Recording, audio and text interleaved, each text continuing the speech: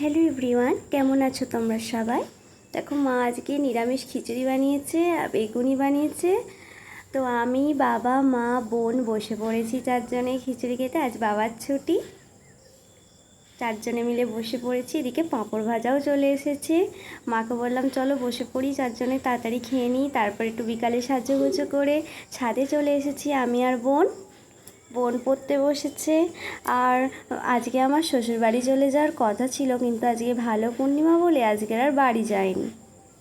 মা বলল আজকের দিনটা থেকে যা, পরশু দিন যাবো, কাল বৃহস্পতিবার, কালকেও যাব না।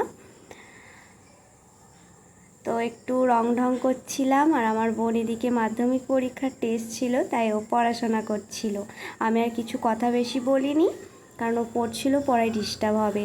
আর এটা আমি পরে ভয়েস দিয়েছি। তো বোন আমাকে ভিডিওতে আনতে বারণ করেছিল, তাই আমি বেশি ওকে ভিডিওতে আনিনি, জাস্ট আমাকেই দেখালাম। আর টাটা। আর বলো তো আমি এটা কী গানে ভিডিও করেছি? যদিও লেখাটা উঠে গেছে।